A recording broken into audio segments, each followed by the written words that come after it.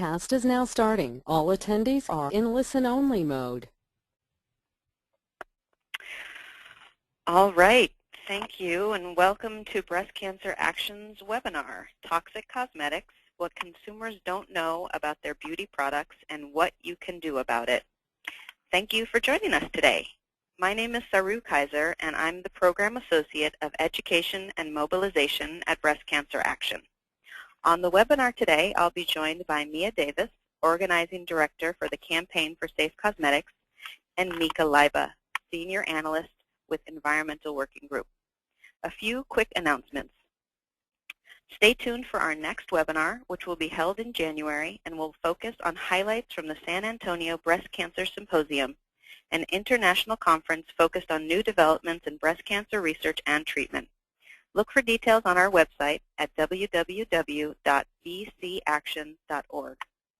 Breast Cancer Action doesn't take money from any corporation that profits from or contributes to the breast cancer epidemic. Our work is largely supported by individual donors. Please consider making a $25 donation today to support work like these educational webinars. I want to go over a few rules of webinar etiquette with you before we start the presentation. The presentation of toxic cosmetics will last about 40 minutes. We'll have about 20 minutes for questions at the end. Everyone except the speakers will be muted during the webinar to cut down on background noise to ensure that we all can hear well. To ask a question, you can type at any time during the webinar in a pop-up box that should appear on your screen. We'll be keeping track of the questions and we'll do our best to answer as many as we can, but given the number of attendees, we may not get to yours. You can email us afterwards at skeiser@bcaction.org if we didn't answer your question. If you experience any sound quality issues during the webinar, try hanging up and calling back in. Usually that will fix the problem. You can also call webinar support at 800-263-6317. Or if you have trouble with the visual part of the presentation, try closing open windows on your computer and just run the presentation. We want you to get involved with Breast Cancer Action. This webinar is a great way to do that. Stay tuned for other ways we'll mention later on. I have one technical difficulty, and I'm going to close the slideshow, and then I will put it back on again. I apologize.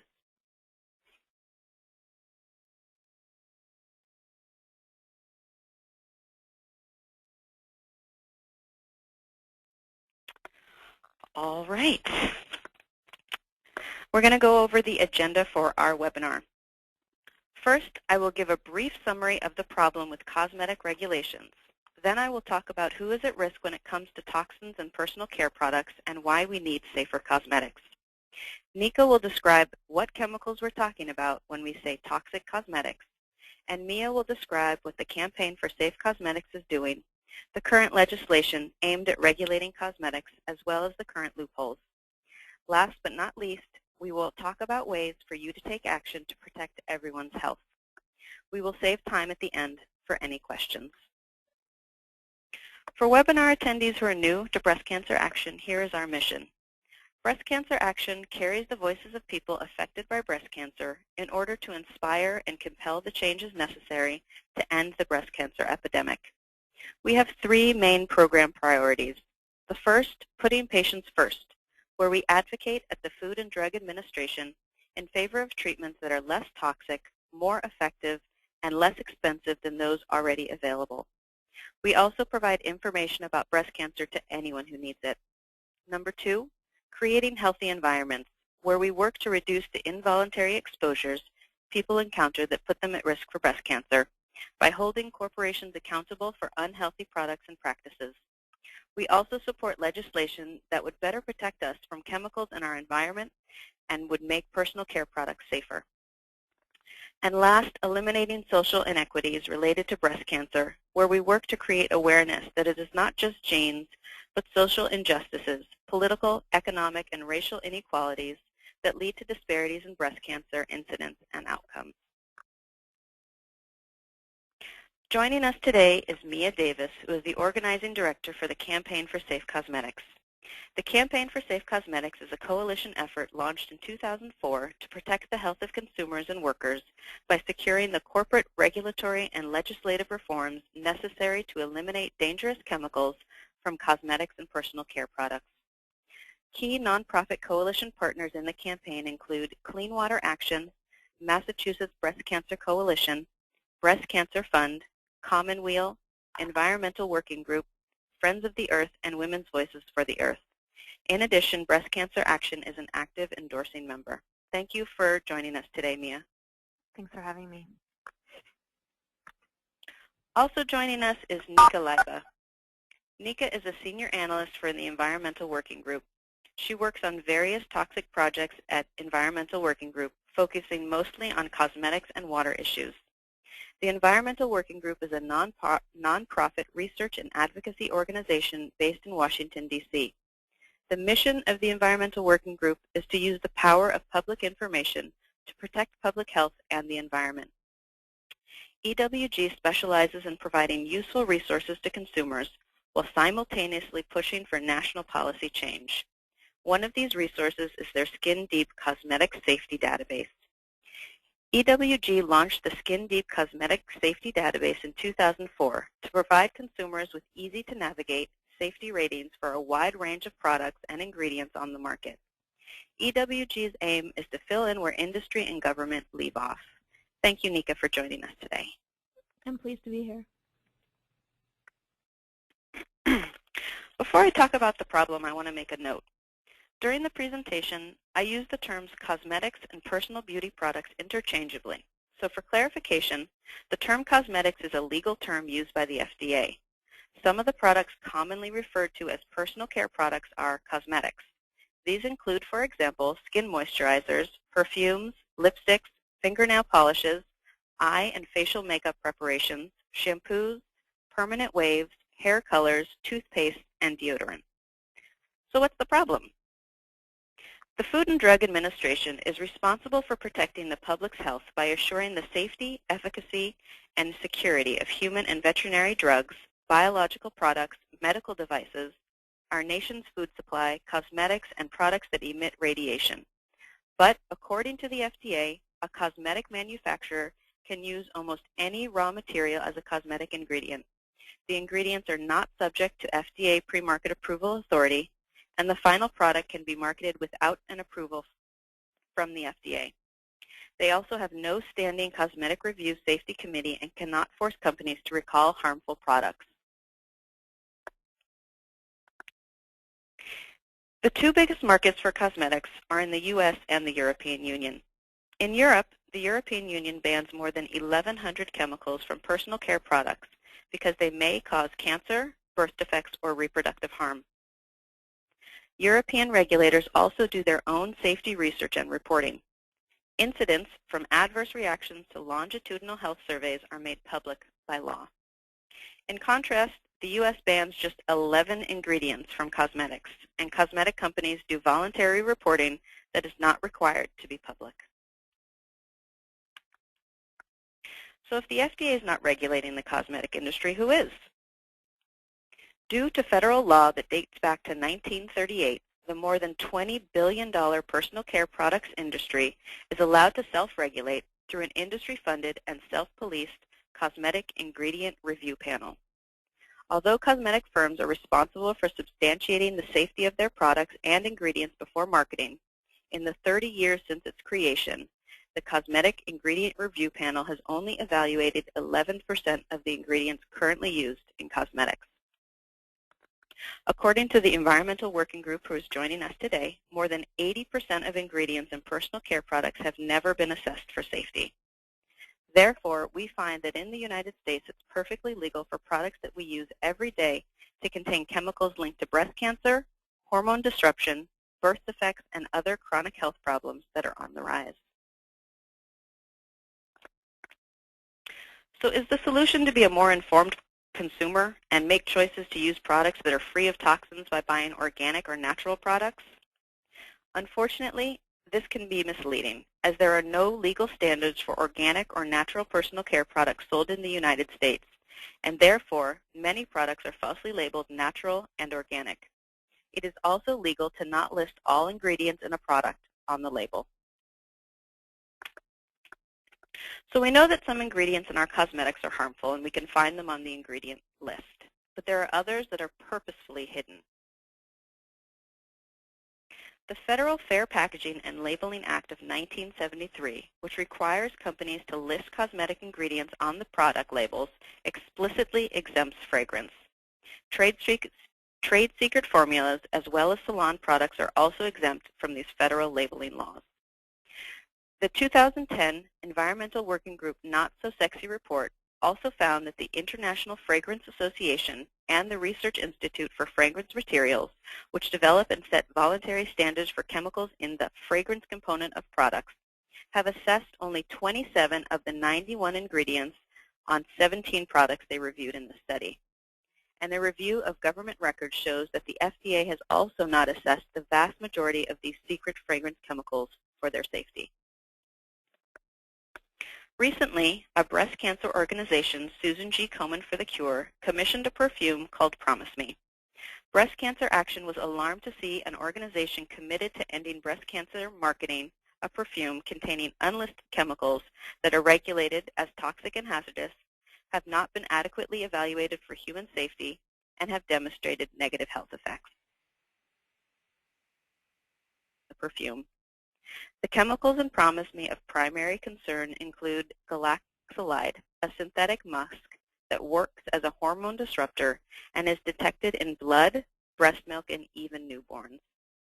The other is toluene, a potent neurotoxin widely known as one of the toxic trio, which has demonstrated a variety of negative health effects and is banned by the International Fragrance Association. Breast Cancer Action's October Raise the Stink campaign focused on urging Komen to recall their Promise Me perfume and signed the pledge to prevent pink washing. The pledge asked companies to ensure that their products do not put people at risk for breast cancer and that they will not engage in pink washing by producing, selling, or endorsing products in the name of breast cancer that themselves may put men and women at risk for developing the disease. This campaign was successful with lots of media attention, over 5,000 letters sent to Komen, and a commitment from Komen to reformulate their perfume for their October 2012 launch. We'll talk a little bit more about that later. So who's at risk? The short answer is everyone, but some bear a heavier burden. I want to talk about the critical windows of development. The critical window of development is the period of time during development when low-dose exposures to endocrine-disrupting chemicals result in altered health outcomes. Although many people think only of fetal growth in utero, childhood and adolescence are also marked by continued maturation of key endocrine systems and are therefore susceptible to chemical exposure. Studies show that exposure to synthetic estrogenic chemicals, particularly during critical windows of development, may be causing girls to enter puberty 1 to 2 years earlier than they did 40 years ago. If lifetime exposure to estrogen and chemicals that mimic estrogen are contributing factors to breast cancer, then girls today have a higher cumulative lifetime exposure to estrogen and therefore potentially a higher risk of developing breast cancer. Nika will talk a little bit more about what the Environmental Working Group has found out about teen girls and chemical body burden in a little bit. Although many personal beauty products are targeted to women as opposed to men, a higher proportion are specifically targeted to women of color. Products marketed to black women, like hair relaxers and skin lighteners, contain some of the most toxic chemicals used by the cosmetic industry. Other examples of products of concern include perms, texturizers, dyes, and glues, all particularly used by women of color. They contain chemicals and hormones linked to early puberty and cancer, including parabens, placenta, and formaldehyde. One study showed that chemicals in hair straighteners may absorb directly into the scalp, and that the greatest users of these straighteners are African American women who generally have a treatment every 4 to 8 weeks. Women of color also tend to use a greater number of beauty care products. A market research study conducted in 2005 found that 43% of African American women purchase products that enhance their natural beauty compared to 20% of the general market. They are 63% more likely to be heavy users of perfume and cologne compared to the general market, and black women spend $1.2 billion on beauty and personal care products yearly. This research points to women of color being exposed to harmful and toxic cosmetic products that affect their health at a potentially higher rate than other communities. Another group who bear a heavier burden are those who work with cosmetics, including barbers, hairstylists, skincare, body care, and nail salon workers. Exacerbated by poorly labeled products, limited safety information, small workplaces, and inadequate ventilation, these workers may be more vulnerable to the adverse health effects. They also handle these products with greater frequency and in greater quantities than the average individual. A large percentage of these workers, 58%, are mostly women of reproductive age, being exposed to toxic chemicals for long hours on a daily basis. If we look just at nail salon workers, for example, the majority are women, 97%, and a majority of them are women of color, with Vietnamese women comprising 40% of nail technicians worldwide. Now Nika will talk about the specific toxic chemicals we have been referring to. Okay, hello again. By way of introduction, I'll just mention that we're routinely exposed to chemicals all day, every day. We're exposed to the water we drink, the food we eat, the air we breathe, and in the personal care products that we rub on our skin. A lot of us don't realize that that is an important route of exposure. We're becoming increasingly aware of these chemical exposures, in part because of increasing incidence of illnesses and disorders and other health problems that aren't easily explained by genetic factors alone. We've seen increases in many disorders and health problems, leukemias, brain cancers in children have increased, increases in autism, increases in infertility and breast cancer, and in many cases there is no genetic link. So scientists and medical professionals have suggested a link to environmental exposures. In terms of cosmetics, every day women use an average of about 12 cosmetics or personal care products, exposing them to 168 unique chemicals. Men use an average of 6 products, exposing them to about 85 unique cosmetic chemicals. And on this slide, you can see a number of the chemicals that are found in cosmetics. By using these products every day, we're exposed to, a lot of chemicals. Based on EWG's analysis of almost 80,000 cosmetics products profiled in our Skin Deep database, we can estimate that about 20% of personal care products have at least one ingredient that is linked to cancer, and you'll see that on the next slide. And on the next slide, you'll see that about 36% of the products have at least one ingredient linked to developmental and reproductive toxicity, and about 37% have at least one ingredient which is an endocrine disruptor. Another alarming fact is that almost 10% of the products in Skin Deep have ingredients that are banned or restricted in other countries, and 96% of the products have at least one ingredient that has not been assessed for safety. So hazardous ingredients can be found across all categories of cosmetics products marketed towards all demographics. EWG, along with other groups, have looked extensively into a lot of these categories, and Saru mentioned a number of them before, hair straighteners that release formaldehyde and others, and I'll go into some details. Next slide, please. In 2011, we analyzed more than 1,700 sunscreen and SPF products.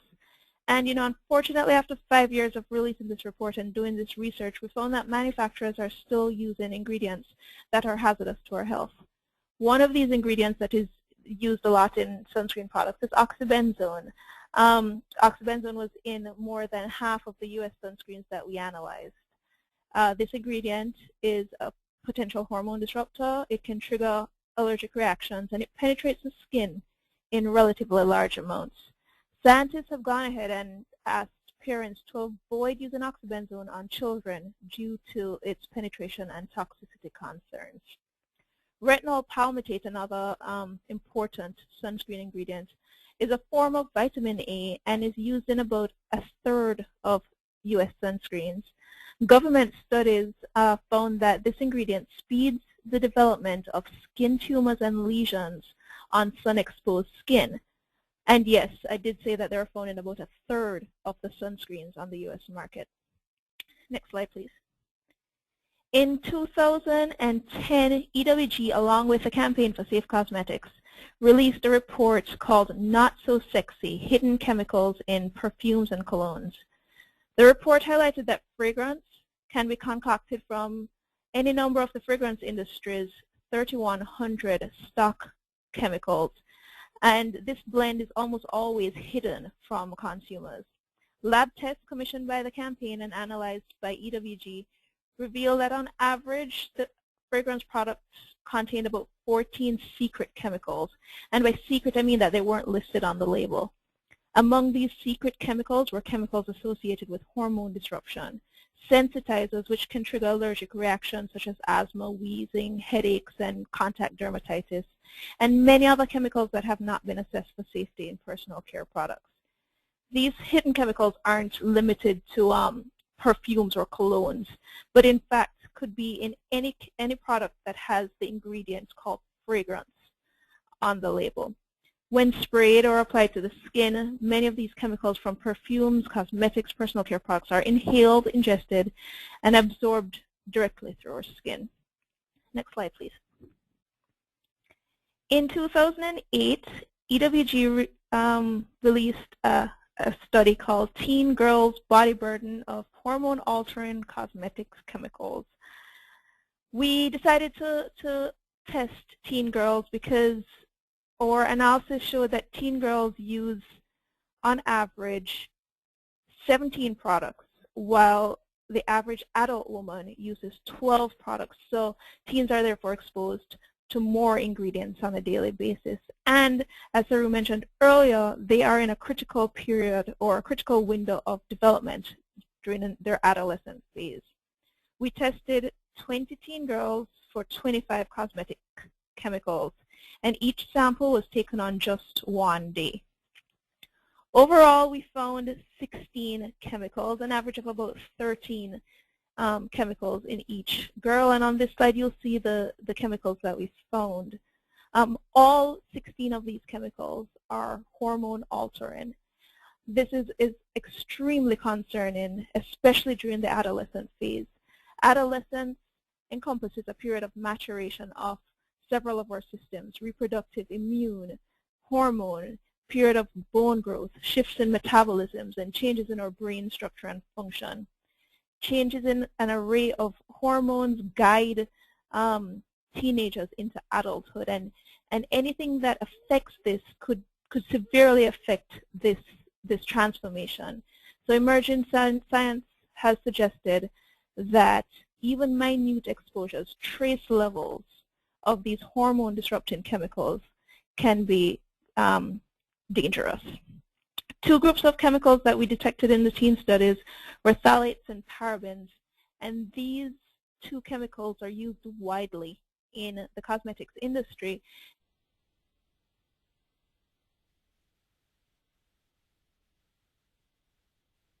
Polishes and are commonly used as an ingredient in that fragrance mixture or concoction that I mentioned earlier. The CDC did a report earlier, and they found that they reported that phthalates are detected in nearly every American, from babies to adults. Studies suggest that exposure to phthalates can increase the risk of reproductive system birth defects and hormonal changes in baby boys. In adult men, it's linked to increased sperm DNA damage. Phthalate exposures are also linked to thyroid irregularities in both men and women, asthma and skin allergies in children, and obesity and insulin resistance. Next slide, please. Parabens, another widely used ingredient, is a group of artificial preservatives commonly found in moisturizers, shampoos, and an array of products. They were found in all 20 of the teenage girls that we tested. Studies have indicated parabens are an endocrine disruptor, meaning that they disrupt the normal functions of the hormone system. And as I mentioned earlier, this is crucial during the period of adolescence. A relatively recent study also linked parabens to cancer. The European Union has gone ahead and banned certain forms of parabens for use in personal care products due to the concerns in their health hazards. Parabens were found in more than 25,000 of the products that we have in Skin Deep. Thank you, Nika. So why do we need safe cosmetics? As I talked about in the summary of the problem, consumers are in the dark. We assume that the cosmetics that we buy have been tested and are regulated, but unfortunately it is the opposite. The products that we use are not used once or in isolation. As Nika mentioned, an average woman uses 12 products a day, exposing them to 168 unique ingredients. We are using products with numerous potentially harmful chemicals repeatedly and in combinations with other consumer products with no understanding of the potential long-term damage. As we also talked about, that although we are all at risk, some are assuming a greater risk. This is unacceptable.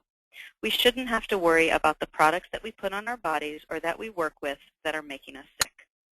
Mia will now talk about the Campaign for Safe Cosmetics, what they are doing, as well as the Safe Cosmetics Act of 2011. Great, thank you. The Campaign for Safe Cosmetics is a national coalition, and we started in 2004 when we realized that environmental health, the concept of environmental health, which is essentially that there are toxic chemicals getting into our environment and in our bodies from a myriad of sources, that environmental health actually might impact women differently. And what got us thinking about this was a CDC study that found that there were more phthalates, which Nika just referred to, in the bodies of women of childbearing age. And my colleagues said, what do women of childbearing age, aside from occupation, just generally as a population, what do they do differently from other members of the population? And they wondered if there could be phthalates and other endocrine disruptors and other harmful chemicals in cosmetic products. And that was actually the start of the Campaign for Safe Cosmetics. We've been growing and building ever since, and we work in 3 different overlapping ways. I like to think of them as 3 legs of a stool. We work on the market, on legislation and regulation, and on public education.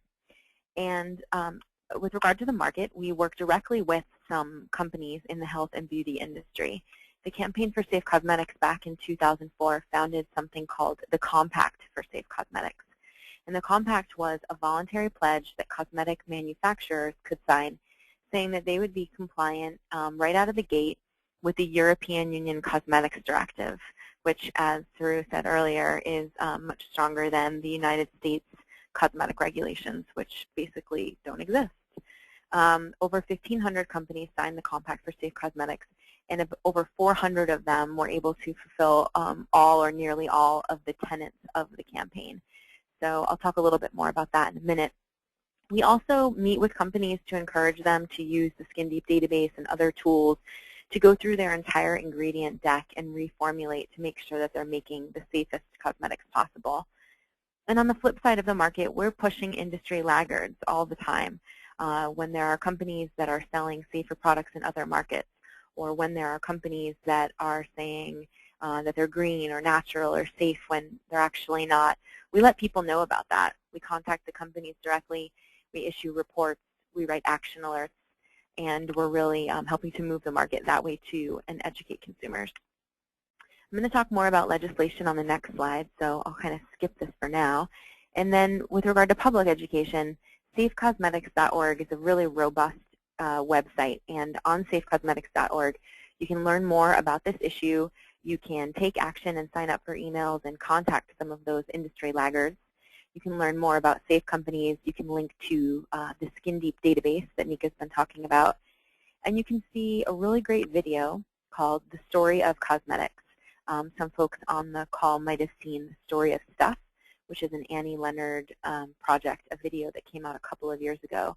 That one's about 20 minutes long. It's a really great introduction to the supply chain and how chemicals and carbon footprint can be something that we should be concerned about from a market perspective. Well, the Campaign for Safe Cosmetics worked with the Story of Stuff project on a shorter video called The Story of Cosmetics. And it's really a great intro to this issue, so I encourage all of you to check it out if you haven't yet. You can find that right on our homepage at safecosmetics.org. And you can also download our Safe Cosmetics viewing party kit and host a free and fun event in your community. Next slide, please. So I think that this has been covered pretty well, but it's worth going over again just so there's no confusion. Right now, cosmetic companies can put basically any ingredient that they want into a cosmetic product and then bring it to the market. There is no pre-market safety assessment. The FDA or any other government agency isn't saying, hey, prove to us that the ingredients that you're using in this product are safe, or show us that when you use chemical X and chemical Y together in a bottle that they aren't making chemical Z. There's no pre-market safety assessment at all. Fragrances are exempt from federal labeling laws, and Mika indicated that we found a whole bunch of secret chemicals in colognes and fragrance products in our Not So Sexy report, which you can find at safecosmetics.org, or I think you can link to it from the Skin Deep database as well. And the FDA lacks authority to require manufacturers to test for safety or to recall products. And one really timely example of this lack of recall authority is around Brazilian blowout, which you might have heard about. Brazilian blowout is a pretty popular hair straightening treatment that's available in salons only. And we found, or not we, but allies and other agencies, including OSHA in Oregon and some folks in California and Connecticut, found formaldehyde up to levels of 12% formaldehyde, which is a known human carcinogen, in this hair straightening treatment, even in the product that was labeled Brazilian blowout formaldehyde-free, no formaldehyde. The FDA, when this was brought to their attention by the Campaign for Safe Cosmetics organizations and others, couldn't even issue a recall of Brazilian blowout because they don't have the authority to do that. So even though that was clearly a problem under labeling laws, and it's a very toxic product, the FDA couldn't recall that product. We're still urging them to do something more about it. Next slide. So here's one of the solutions to this big problem. We've been talking a lot about the problem, and it's clearly a problem. The Safe Cosmetics Act of 2011 could help to address this in a really big way. Last year, in 2010, the Safe Cosmetics Act was introduced in the House of Representatives for the first time, and it was reintroduced this year in 2011. And the bill is a big piece of legislation, and it would really do a lot to regulate the $50 billion cosmetic industry. Some of the highlights include phasing out of ingredients. So if an ingredient is a carcinogen, a mutagen, or a reproductive toxin, cosmetic companies wouldn't be able to use them in the first place. The bill would create a health-based safety standard. So we would be thinking of health and safety and taking into account vulnerable members of the population, as well as cumulative exposure. So not thinking of exposures as in a vacuum, but really thinking of how we're exposed to these chemicals in real life. And it would also take into account critical windows of development, which both of my colleagues have talked about on this call so far. The Safe Cosmetics Act would also eliminate labeling loopholes around contaminants and fragrance. It would increase worker access to information, which right now is really flawed. The material safety data sheets that workers have access to are often incomplete. There's often language barriers, and salon products don't even have to have their ingredients labeled at all. The bill would require data sharing. Right now, companies don't have to share safety data, if they have any at all, with agencies or the public or other companies. So this creates a science vacuum. I mean, how can we progress when we aren't even sharing data and science? And it likely results in duplicative testing. The Act would also give the FDA adequate funding to actually regulate the industry. Next slide, please. So the Safe Cosmetics Act is one way that we can really make sure that people are kept safer from toxic chemicals and reduce exposure. We also, as I said, work on public education and the market, and I just want to talk about a couple of examples of change and success. You might have heard earlier in the month, on November 1st, about Johnson & Johnson phasing out of formaldehyde, releasing chemicals from baby products. The Campaign for Safe Cosmetics and our allies first contacted Johnson & Johnson 2 years ago when we found out through lab tests that there were unlabeled carcinogenic contaminants in its popular bath products for kids.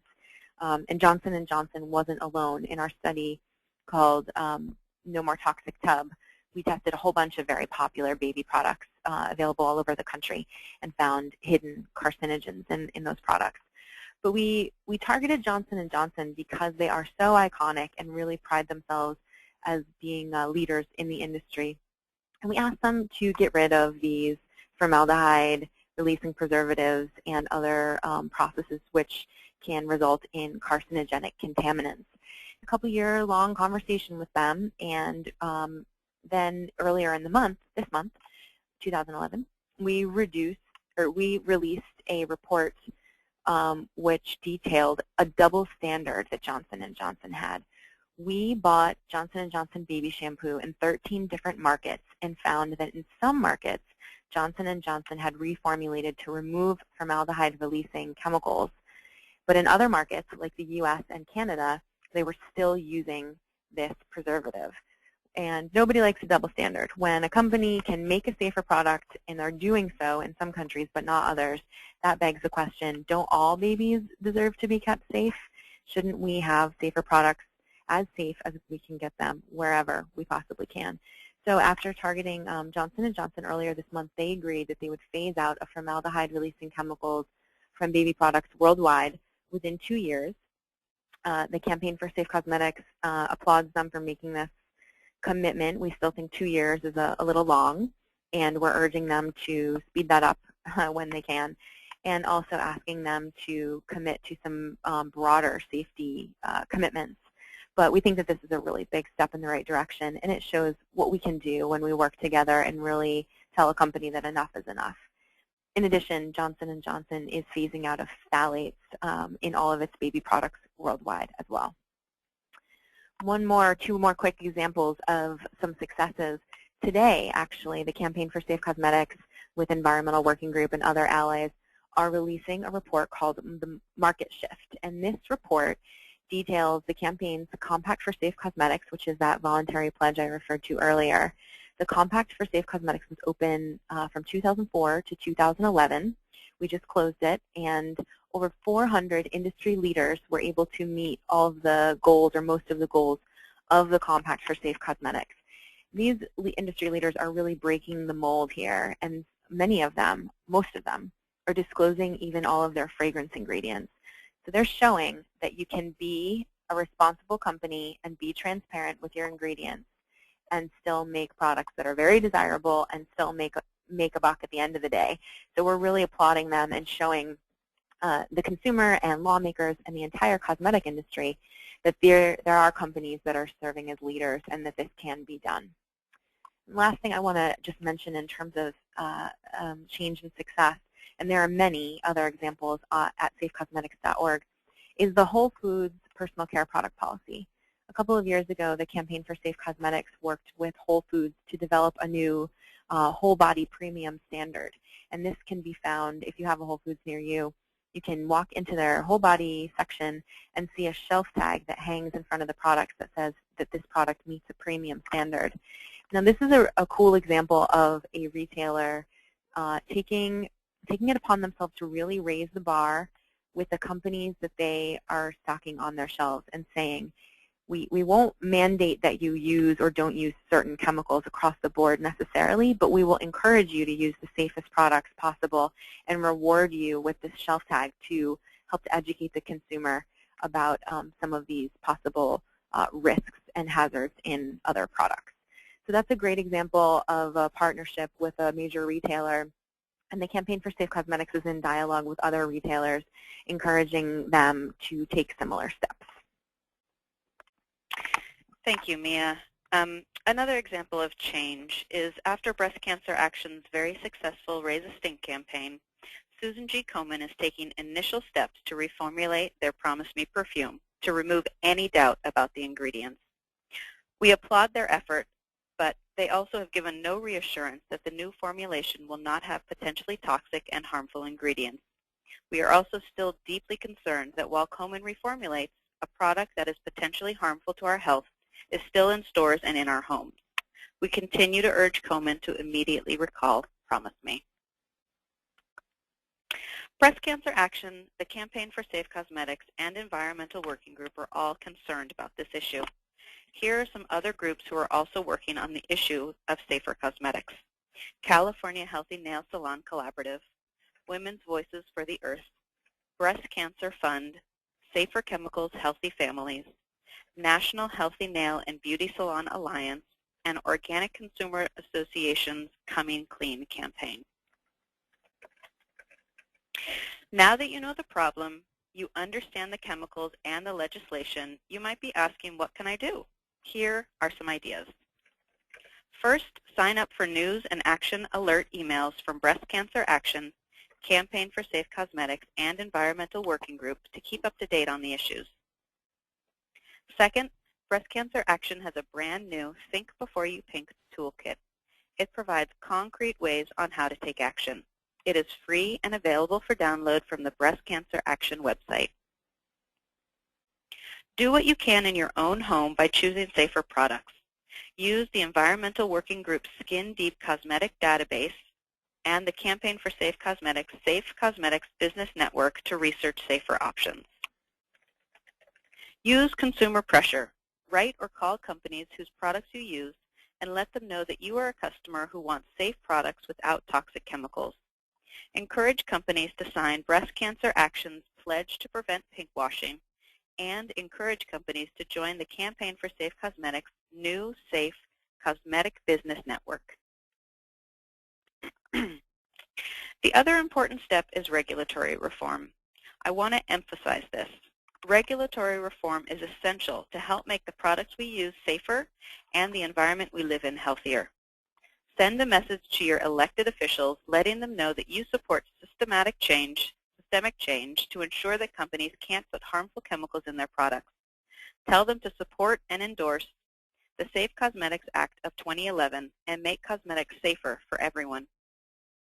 The Safe Chemicals Act of 2011 and require chemical companies to demonstrate the safety of industrial chemicals. You can also help others get involved. Tell your friends, coworkers, and family about the problem of toxic chemicals in cosmetics and how they can take action. The Campaign for Safe Cosmetics has a great link on how to host your own Safe Cosmetics house party that Mia was referring to. You can also watch the Story of Cosmetics movie directly on their website. Last, donate to an organization that you care about. Again, I want to remind you that Breast Cancer Action relies on your support to make these webinars possible. Your individual support of our work is crucial. If you've been inspired today, please consider making a donation of $25 or more so we can continue these webinars. Go to www.bcaction.org/donate. I want to give a big thank you to Mia and Nika for joining us today and for their continued dedication to protecting the health and safety of consumers and workers. Now I would like to open it up to any questions you may have on the topic. We've had some questions that people have written in while we've been doing the presentation, and please feel free to continue to write questions, and we will answer as many as we can. So the first question is can we obtain a copy of this presentation? And yes, definitely. Please email me, Saru Kaiser, at skeiser@bcaction.org, and I can email you a copy of the presentation by next week. Also, someone wanted to know where they could download the Think Before You Pink toolkit. That's a great question. You can go to bcaction.org/toolkit and you can register for a free copy. Someone had a question for Nika. What would you pick as the top 10 toxic ingredients to avoid in cosmetics, and why? A very popular question. Yeah.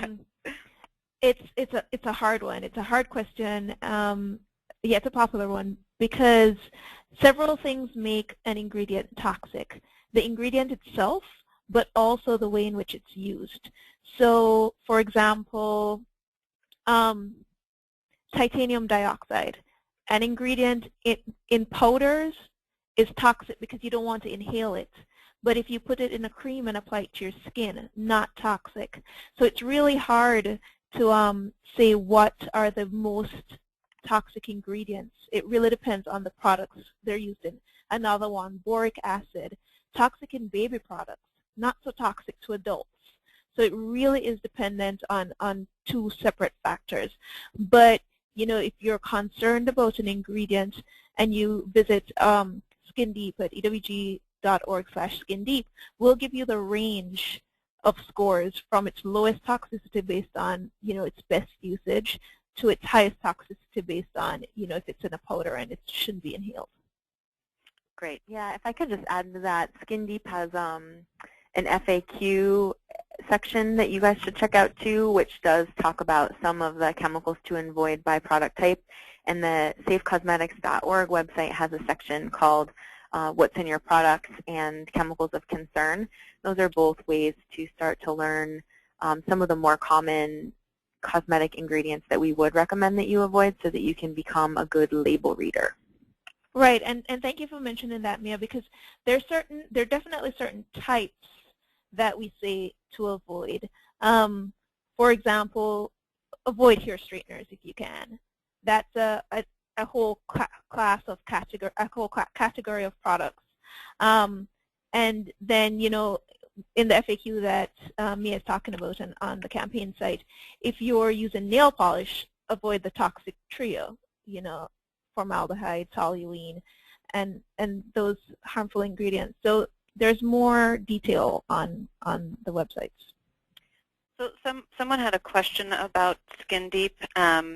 They asked, SkinDeep database primarily lists ingredients from American products, and this attendee has a blog called ChemoChick, a guide to surviving cancer with style, and wanted to know about submitting ingredient lists from European products. How would they? How do you do that? We do list a couple of European products. Obviously, we have more American products, and initially SkinDeep was to highlight, the lack of regulation by the FDA, and we wanted to show how many products had ingredients that weren't assessed or that were hazardous. It has grown a lot beyond that, and so, but we do have some European products. If you want a product listed on the database and it's a product that you manufacture, you can send an email to SkinDeep at any questions about SkinDeep, the ratings. You can email SkinDeep at ewg.org. Thank you, Nika. You're welcome. Mia, someone is interested in a job at the Campaign for Safe Cosmetics and wants to know what they would do. Well, thank you for your interest. You can send your resume over to us. We are not hiring at this moment, but it's always nice to know about interested parties for the future because you never know. So you could send it to me if you want. That's mia@safecosmetics.org. Thank you. Someone wanted to know what pinkwashing was. I mentioned pinkwashing, and pinkwashing is when a company or an organization that claims to care about breast cancer by promoting a pink ribbon product also at the same time produces, manufactures, and or sells products linked to the disease. Breast Cancer Action coined this term in 2002. Let me see, we have some more questions. Nika, someone says, many cosmetic companies are eliminating parabens in their products but are using different preservatives. Are there issues with these alternatives? That's a really great observation. Yes, first of all, cosmetics companies have been switching ingredients for alternatives. The problem is, due to our lack of regulation, a lot of these alternatives don't have to be proven safe before they're used on the market, and a lot of them have not been tested for safety at all. So we do know that parabens and phthalates and all these ingredients have high levels of hazards, but unfortunately they're switching them out to ingredients that we don't know anything about. We need greater oversight from the FDA. We need more ingredients to choose from, and we need safer alternatives to choose from. Great, thank you. Mia, someone wanted to know a little bit more about where the Safe Cosmetics Act is in the legislative process. Did it pass in the House, in the Senate, and what are its chances for success in 2012? Sure. The Safe Cosmetics Act was introduced in the House and does not yet have a Senate companion, but we're hoping to see that soon. And right now we're encouraging people to write, email, call, or visit, or all of the above, their House member to encourage them to co-sponsor the Safe Cosmetics Act. The bill needs more co-sponsors. You can learn more about that at safecosmetics.org, and we even have a kit for how to contact your elected official and how to do a district visit if you've never done one before. They can be really empowering and pretty cool and not as scary as it might sound. And it's totally your right as a resident and voter and consumer to contact your elected official and ask them to support the bill. In terms of the likelihood of passing, we're cautiously optimistic. I think that regardless of where you fall in party lines, it's probably safe for me to say that not much is happening lately in Congress. We think that this is a bipartisan issue and an important issue, so we hope that we can get more education happening in Congress and actually get this bill moving. But we'll see. Right now it seems to be a pretty tricky climate. Thank you, Mia. Someone wanted to know about more information in Spanish, which is a wonderful question. We have some materials, Breast Cancer Action, has some materials on our website in Spanish, and we're right now kind of researching how we can offer webinars in other languages besides English. Nika, is there anything with Skin Deep that's in other languages, maybe specifically Spanish? You know, we don't have anything in Spanish, but I know that other members of the campaign have Spanish materials. Mia, you probably know more detail about this, probably through Health and Nail Collaborative. Yeah, and the campaign. The Campaign for Safe Cosmetics has a couple of our brochures slash fact sheets available in Spanish, and those are, if you go to safecosmetics.org, and then across the top there's a section called Material, or I'm sorry, it's called Get Involved. And then you click on Materials from Get Involved, and you'll see those in Spanish. And we also have our petition to Congress, and the story of cosmetics has been translated into Spanish.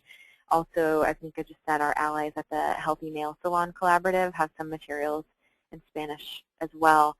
And I believe that you can access those by going to Women's Voices for the Earth. They're the organization that's leading that collaborative. Thank you.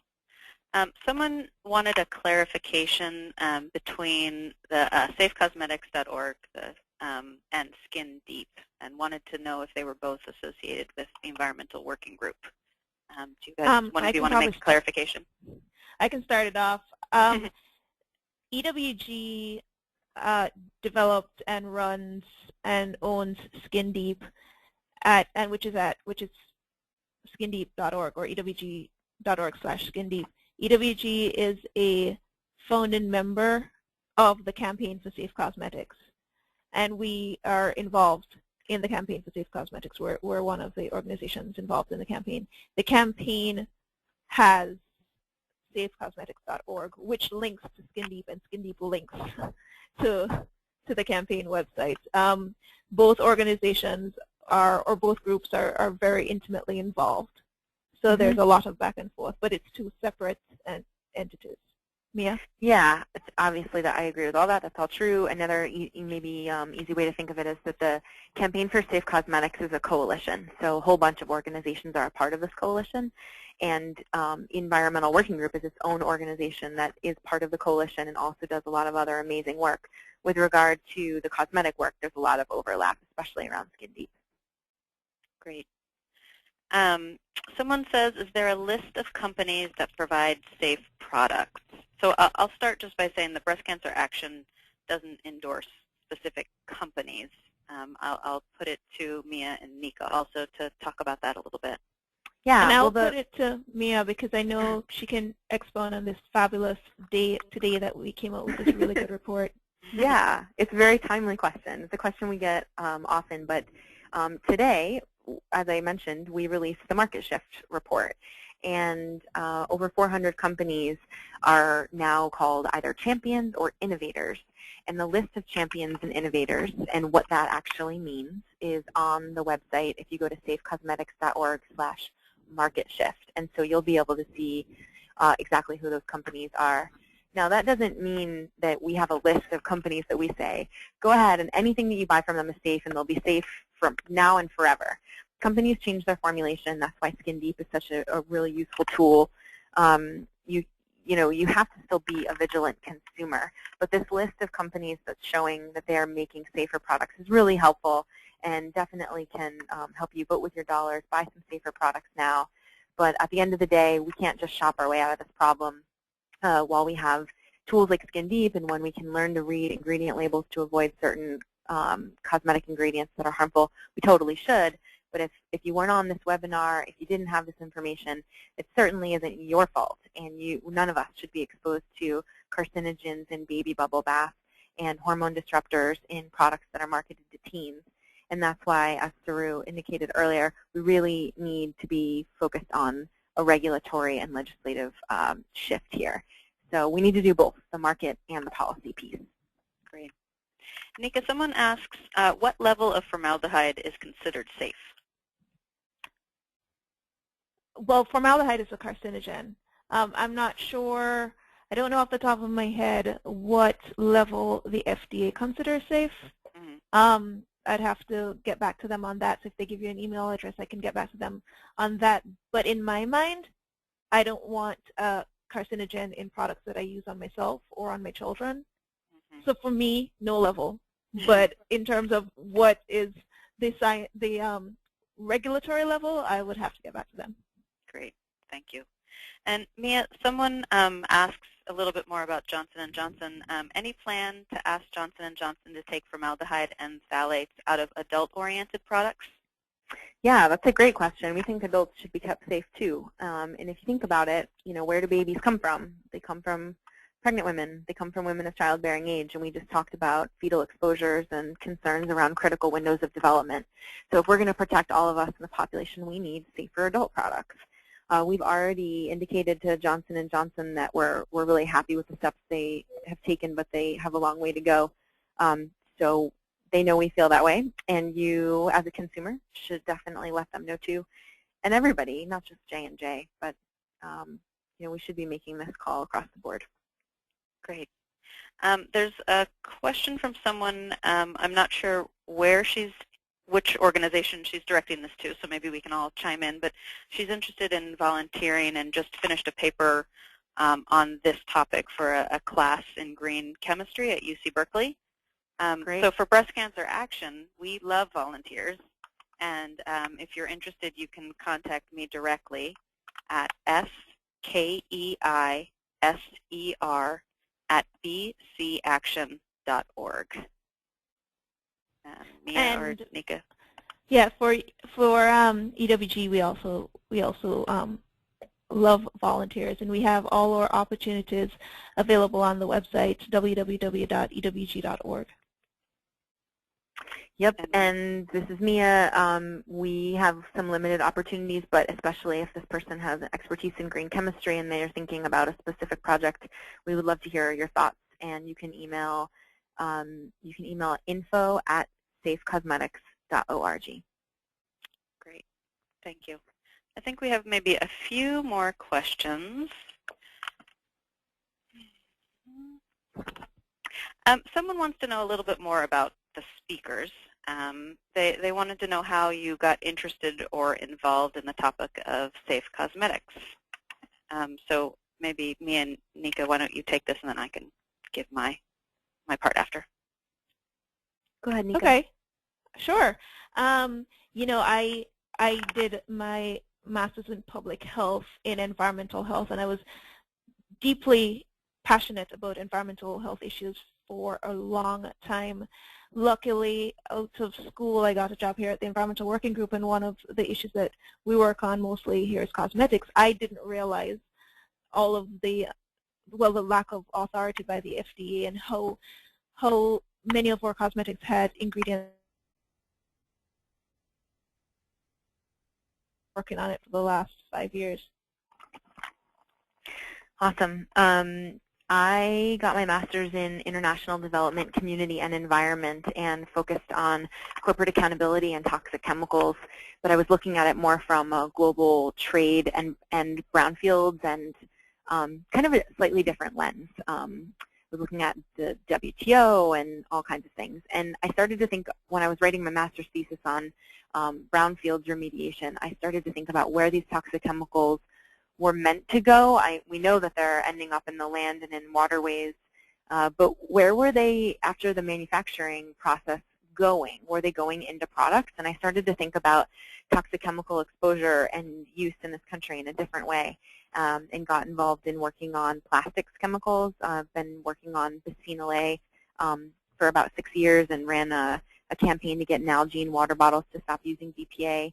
The first conversation I had with them, they said, no way, it'll never happen.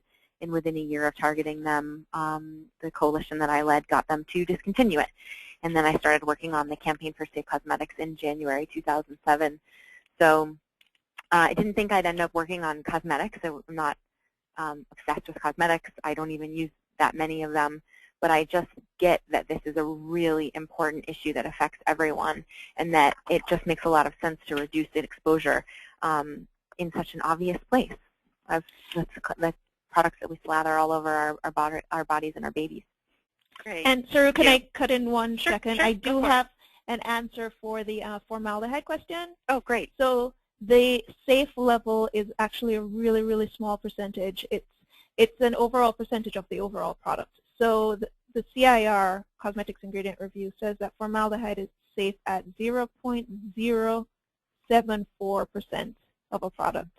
So a tiny, tiny amount. Thank you. Thank you for getting that information. So I just want to give a little brief, introduction of myself. So I got a master's in public health, and my degree was kind of focused on social justice. And I started here at Breast Cancer Action only about 2 months ago, so I'm still new and still learning many, many things that are opening my eyes to kind of a world I was not quite aware of, mostly having to do with breast cancer and environmental exposures, and also just the social injustice around exposures to environmental factors that could potentially be making us sick. And I think this particular topic around safe cosmetics really came from our Raise a Stink and focusing on fragrance issues and understanding fragrance as a real issue, and understanding that the regulatory reform is so necessary to make sure that everybody is protected. So that's a little bit about me. Thank you. Thank you both, Mia and Nika. I just want to end saying again that this webinar was recorded, and we are happy to provide anybody a copy with it. You can email me. Again, my email is skeiser@bcaction.org, and our website is bcaction.org. And if you would, again, like to get a Think Before You Pink toolkit, go to our website and click on, you can do /toolkit, and you can get the toolkit. So thank you all so much for your thoughtful questions and comments. Again, if we didn't answer your question today, you can follow up with me. I'll give you my email. Again, it's skeiser@bcaction.org. Thank you so much for attending, and please watch your email for a short survey where you can provide feedback on this webinar.